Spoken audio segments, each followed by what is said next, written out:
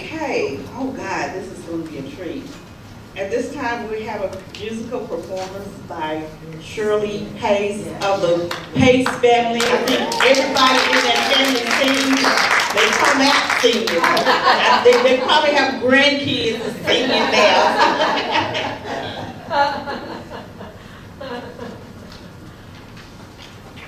I know this is not church, but praise the Lord.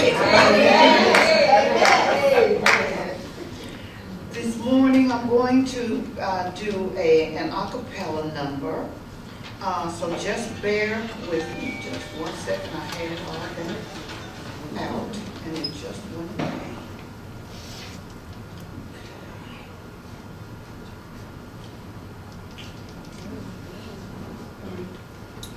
Great is thy faithfulness, O God, my Father. There is no shadow of turning with thee. Thou changest not thy compassions, they fail not. As thou hast been, thou forever will be.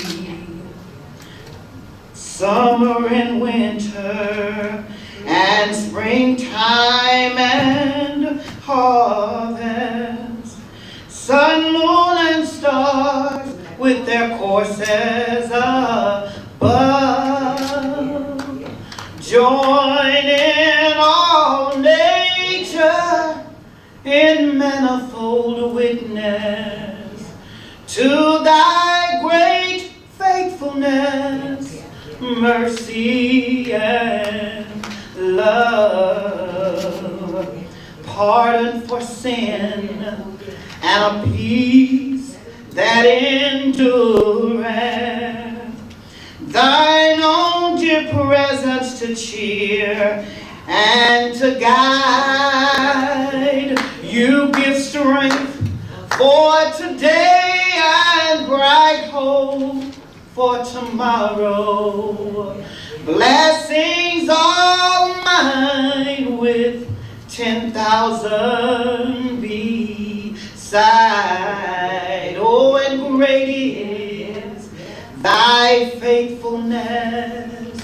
Great is thy faithfulness. Morning by morning new mercies I see.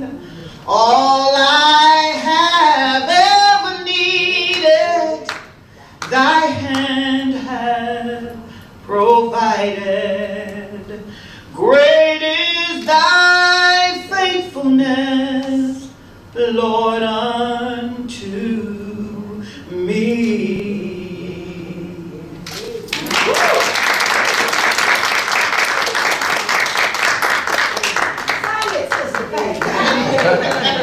That's what that means. That's how compelling. Thank you, Shirley Bates.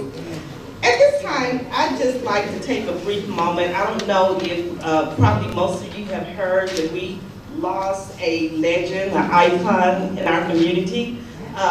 Miss Marjorie Crenshaw, known for her music abilities, and today they're funeralizing her today. That's partly the reason why we have a small crowd today.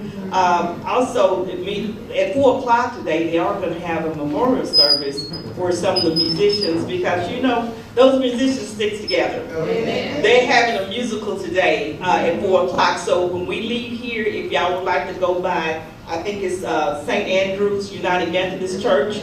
Then I plan to go straight there. So, but we're going to pause for just a moment in tribute to Miss Marjorie Crenshaw.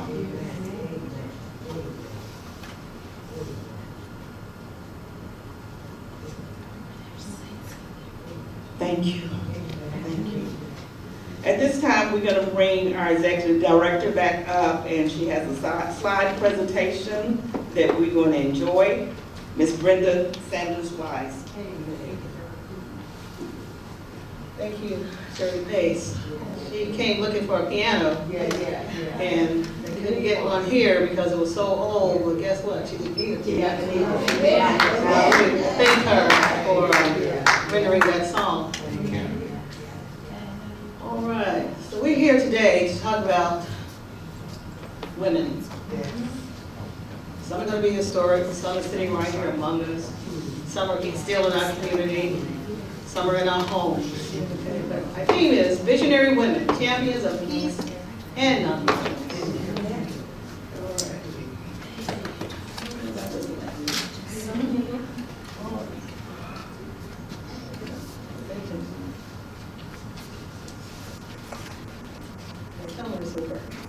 The first lady we're going to talk about is Ida B. Wells. We're not going to read everything that's printed here. It is going to be in short form. But she's known primarily in the West, in the East, in Chicago, in that area. They built projects, housing communities in her name. But a lot of people really didn't know that she was a civil rights activist. Most women are. Whether or not. So you don't have to be well known. When your child screws up at school or is not treated fairly at school, you're going to speak up. So most women already are activists. But she's known, primarily commonly known as Ida B. Wells, an investigative journalist, a lot of people didn't know that, an educator, and an early leader in the civil rights movement. She was one of the founders of the National Association for the Advancement of Color. A lot of people don't know that about Ida B. Wells. They just knew she was Ida B. Wells. She became the most famous black woman in America during a life that was centered among combating prejudice and violence. And we still have a long way to go. So we're going to continue this battle until we die. Then we have Septima Clark. Okay? She was the mother of the American Civil Rights Movement. Okay? She was a teacher. She was an advocate for education. Again, most women are. We are the nurturer, but we're also the teacher in that family. She was a member of the NAACP. She was involved in petitioning for the city of Charleston, South Carolina, to hire African American teachers. Additionally, she started citizenship schools, okay, which taught literacy to adults. So they wanted to vote, but they couldn't because they couldn't read or write. If it hadn't been for her, it would not have happened. Okay? And then we have Dorothy Height. She spent her life focused on improving the opportunities of African American women, working with some of the major civil rights activists, including Martin Luther King Jr. She was a key organizer of the March on Washington. A lot of people didn't know that. And I had to keep reminding myself that you read about these women, because we read about them in Ida. We read about a lot of women who made strides in the civil rights movement. In 1971, she helped to found the National Women's Political Caucus. Okay? Then there's a lady named Diane Nash. So some of these names may not be familiar. She's a young lady. She's not as old as Dorothy Height was. But she was a member of the Freedom Riders, one of the most prominent student leaders of the civil rights movement. She also led the Selma voting rights movement. She was a fearless advocate, and she's an incredible example of the power of students. And I wish a lot of young women were here to create change. So if you're a professor, go back to your universities, your colleges, and tell the students to get involved, and don't hold them back, because it's the young people that can make a change. Then we have Amelia Boynton. She was a civil rights pioneer who championed voting rights for African Americans. Without voting rights, we can't make a lot of things change. Now, she was brutally beaten for helping to lead the 1965 Civil Rights March. And they just celebrated that anniversary, Bloody Sunday. Could you endure being beaten almost to death, marching for your rights? Will you today march for your rights? Will you stand up for justice? Will you stand up for your fellow man? That's my question. And then here's Daisy Bates. Hadn't heard a lot about Daisy Bates. But she was an activist, she was a publisher, she was a journalist, she was a lecturer. But her most important role for me is that her house was a haven, a safe haven for the Little Rock Nine. If you don't read, you won't find this information out. We must keep reminding people, not only old people, but young people, that this thing happened, and it's still happening. We need safe havens. The Green Book is nothing new. There's always been a Green Book. If it wasn't in book form, it was in our heart. We knew exactly where to go when we traveled to the South, through the South. Then you have Fannie Lou Hamer, one of my favorite civil rights activists. She said, I'm so tired of being sick, tired. I'm so tired of it. And one of the famous quotes here is, you can pray until you faint, but unless you get up and try to do something, God is not going to put it in your way. Okay? She was a co-founder and vice chair of the Freedom Democratic Party, which she represented at the 1964 Democratic National Convention. And she also organized the Mississippi Freedom Summer, along with the student, which is called SNCC, Student Nonviolence Coordinating Committee. Again, a co-founder of the National Women's Political Caucus. These are powerful women who are not afraid, who are not ashamed. Here she is again. Her life was dedicated to fighting racial prejudice, but I also found out that she couldn't have children, because this is what happened back in the South. She went in and thought, well, she had a uterine problem, cancer. They removed the uterine bladder, or whatever it's called, but they also did a hysterectomy. They performed hysterectomies on a lot of black women to control the black population. So what she started doing was adopting children. And most of the children she adopted were her own family members, whose mothers had passed or whatever. But that's what she did. I didn't know about that part until I read an article yesterday on Facebook. But nobody's free until everybody's free.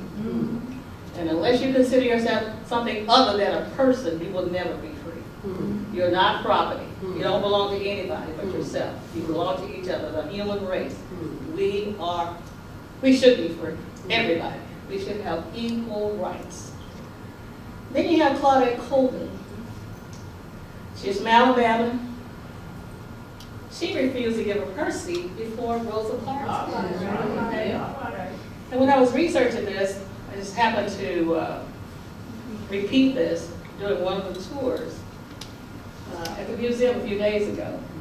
And one guy said, well, maybe she wasn't as pretty as Rosa Parks, and that's why they chose her. I don't know what it was. But she wouldn't give up her seat. She was one of the first, and then it was Rosa Parks. Then you have JoAnn Robinson. You realize, however, that JoAnn Robinson was the woman who started it all, this Montgomery boycott, the bus boycott. It wasn't Rosa Parks. It wasn't Martin Luther King. They all worked together, but she started it. Okay. Then you have Ella Baker. She was a respected civil rights leader. She worked behind the scenes. Everybody can't be in front. Somebody has to follow. Somebody has to bring food. Somebody has to type. She was good at advising, supporting, and mentoring the greats like W.E.B. Du Bois, Thurgood Marshall, Martin Luther King Jr. So she had to be kind of old. She's mentoring them. Okay. And Rosa Parks. Her reputation as a leader and movement builder earned her the nickname Fundy, which is Swahili for a person who teaches craft to the next generation. And I want to say something about that too. If we don't teach the next generation, they will never know. They have to learn what went on before, so they won't repeat what went on before. Then you have Mary Keys Gipson. She was the first black nurse in the South. Okay? But she also lived right here in Fort Worth, Texas. Okay? Let's see here. She was born in 1854. She married Franklin Gipson from Grayson County. They settled in Fort Worth. They founded the Southside Methodist Episcopal Church on Rosedale.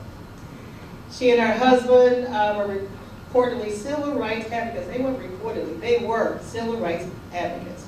But they also came to found the church, Carter A&E Church, which is part of our community. But she became the first Black accredited nurse in the South. And I know the city council just gave her a plaque in her honor. Not gave her, but gave Fort Worth Memories. I think it was Larry O'Neill as a person. But how long did it take for her to be recognized? But did we stop becoming nurses because she wasn't recognized? No. We have a nurse in this building today, one of the first at Harris Hospital. She's one of our volunteers. She's here today. But if she had stopped, she wouldn't have a job. If you become a nurse or any medical field, you'll always have a job. Okay? If you become on your own cleaning business, you'll always have a job. Shoe repair, you'll always have a job. And then you have the funeral directors and your undertakers. That's a service. Then you have right here in Fort Worth, Viola Pitts, native Texas. She was the unofficial mayor of Homer, okay? When she spoke, people listened, okay? She got a lot of things done in Homer. It's a shame she left us so soon. But her vigorous efforts to strengthen the voter turnout amongst African Americans earned her the title unofficial mayor of Homer. She did a lot more things. She got streets fixed. She got community centers built, things like that. You can't be afraid to speak up. If you need something done, do it in an educated way. If they don't listen, repeat it. If they don't listen, carry someone with you so they can listen to you. Don't give up, because it can be done. She was often described as a fiery and effective activist, which she was. And in 2000, she was honored when an outlying hospital clinic was renamed in her honor by JPS. Before we get to her, Vada Felder, right here in Fort Worth, Texas. And I've left off some names, I'm sure, because we can't cover it all in one day, especially in this setting. But she was the first Black female graduate of Brighton Elementary School. I wonder how many other Blacks were in her class. Black men, okay? She organized Dr. Martin Luther King Jr.'s visit to Fort Worth. And now there's a placard, there's a marker downtown honoring this lady. Why do you have to die before you become recognized? Why do you have to die, go off the scene before somebody realizes the impact that you've had on this country, on this city, on this state? And then we all know Aretha Franklin. We knew her as a little girl. She sang with her dad. She sang with Mahalia Jackson. She could play the piano at a very young age. She's very, very talented. And we loved her songs, whether it was religious or rhythm and blues. But Aretha Franklin did more than that. She got involved in the civil rights movement. When Angela Davis couldn't get out of jail, she paid her bail. Okay? Not a lot of people know that. They still don't know it. Some don't care. Okay? I care. I'm glad she had the money to bail her out. Otherwise, she may have been another Sandra Bland, died in jail. Okay? Now, a lot of people migrated from the south to the north, to the east, to the west, and they thought things were better, but it wasn't. Okay? But if the Great Migration could be condensed into a single person narrative, personal narrative, it might be Aretha Franklin. Okay? She was born in 1942 in Memphis, Tennessee, and then they came to Detroit, Chicago, and that area. When you say Aretha, you don't have to say anything else. She's known worldwide. Okay? She toured with the actors, Harry Belafonte, Sidney Poitier, the Southern Christian Leadership Conference. And again, when they were in dire straits, she was there. How many other people I think she helped a lot more than just that group or Angela Davis. If they knew that she was benevolent, she was generous, well, they're gonna call me. Right today, we do have some celebrities that have learned that it's okay to be vocal about a cause. You can be an athlete, you can be vocal about it. You can also give money towards it, okay? She was an activist who strained to keep a movement going even after King's assassination, and who worked to support the Black Panthers. The Black Panthers get a bad rap too. But without them, those kids in California wouldn't have breakfast every morning. They wouldn't have groceries. But she loved black people. And in this country, that simple fact was radical enough. Do you love black people? Do you love being a black person? Okay? All right. Both the civil rights movement and soul music go hand in hand. Sometimes they're misunderstood. But the contributions of women, in particular, the vibrant, organizing sexual autonomy and freedom from gender violence, it was built on those organizing arms of the Black freedom movement. But they're often ignored. We're not recognized as the man that gets all the recognition. But it's okay, because we were still there. And we still helped. Okay? They just said we were centered around a few great women, you know, but there was a handful of men. But Aretha stood as a corrective to both, and she tied them together. Her activist drive proved effective when the money ran dry. So she was an activist, but she also had the power. And the money is power sometimes, when you use it the right way. You can be using it the wrong way. She proved to be a capable monarch at her zenith. Through sheer force of will, she transformed Otis Redding's Respect from a pleading ballad to a civil rights statement. And that wasn't the only song that she turned into a ballad for this civil rights slogan. It was also think about what you're trying to do. It's not just for a woman and a man's relationship.